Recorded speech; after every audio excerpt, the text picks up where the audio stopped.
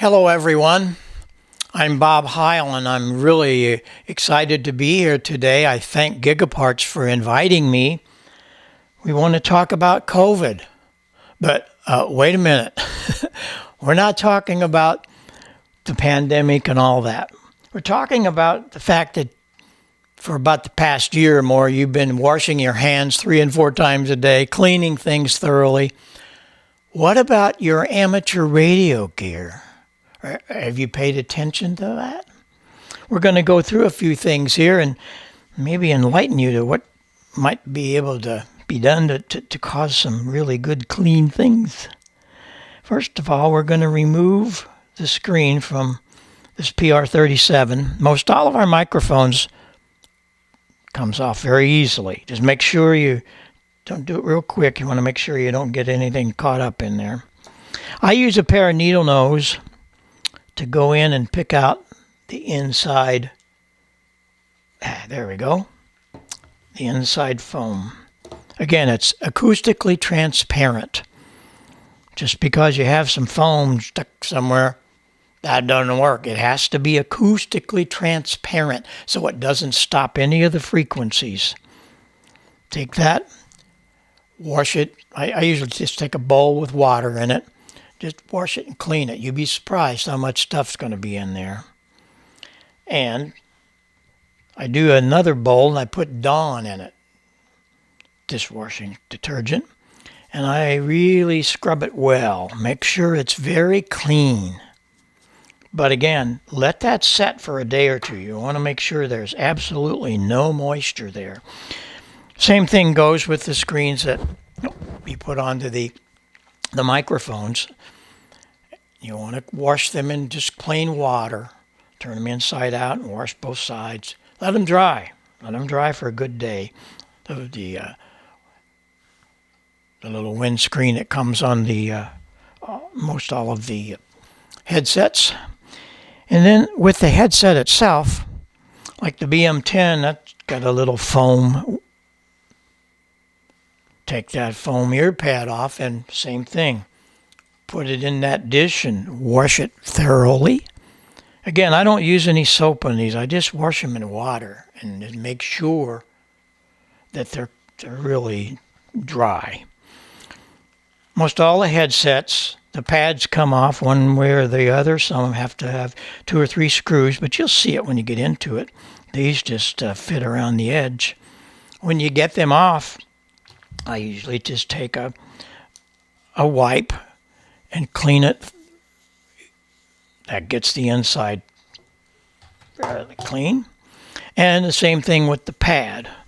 I usually don't put this in water, but I do use a very wet pad and clean it. You will be surprised how much of your ear is left. So you want to take care of that. Make sure you take care of that. One of the other things that I do in cleaning some of this, I use the spray on for your lenses, for your glasses. That works good to clean some of these. I spray it and wipe it all off. Make sure you wipe it off really good. Same thing with the adapters. I wipe those off. Spray some of that on and make sure you clean it all. It's so important.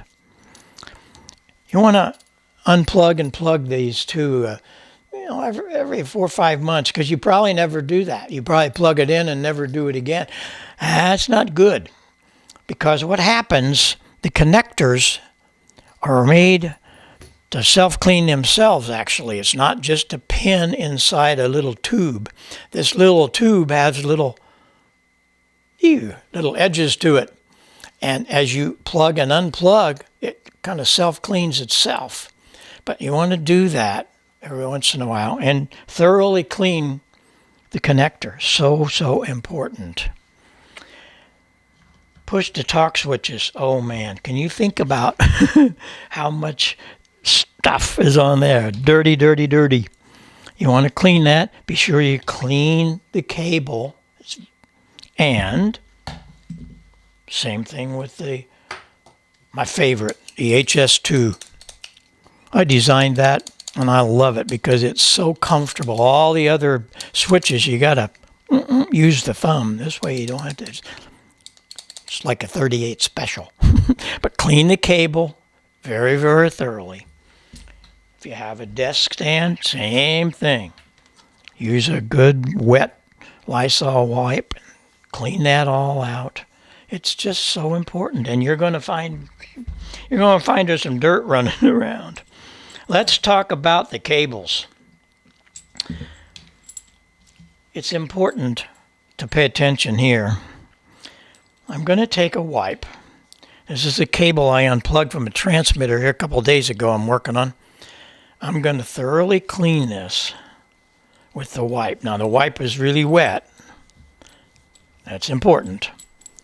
And when we get through this, let's see what we got. I bet it's not going to be good. No, it's not good. So take care of your cables. Important. And while we're talking about cables, when I was on the road with all the groups those many, many years, when I would hire a new roadie or a new engineer, they had to go through the Bob Heil School of Cable Wrapping. This is a true story. Why? Because a lot of people want to elbow wrap things. Every time you do that, you've damaged the cable. I don't care if it's a lamp cord. I don't care what it is. All wire, when it's made, it comes off of its reel hot, and it goes onto the supply reel hot. And here you are defying that, and every time you do that, you're actually damaging the wire. And so we had to make sure that everybody was on board with this. For gosh sakes, I didn't want Peter Frampton to crawl on top of a microphone and find out it didn't work. And then when we figured it out, it was the cable. Somebody wrapped it wrong and over the time destroyed it.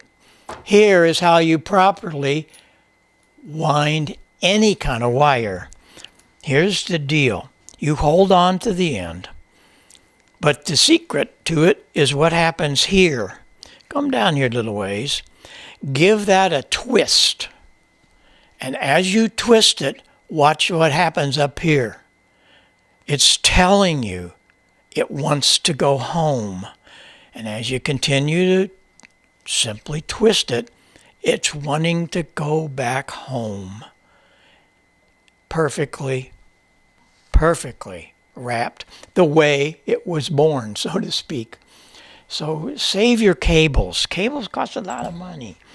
And you want to make sure that everything is working properly. So these are just a few things that I'd like for you to pay attention to. And we really appreciate Robbie and all at Gigaparts for having me on today to talk about this subject. In the meantime, if you belong to a club, send me a date. We're doing lots of virtual club meetings via Zoom, almost to hit the 200 mark. I love doing them, 4 and 5 a week, and I want to visit your club because we do these kind of things and really get into how to set your transmitter and antennas and all kinds of things. Great demonstration on phasing. So send me a note, just my call at ARRL. Thanks a lot for watching, and if you have any problem, email me. We'll be there to help you. In the meantime, stay clean and stay safe. Bye-bye for now.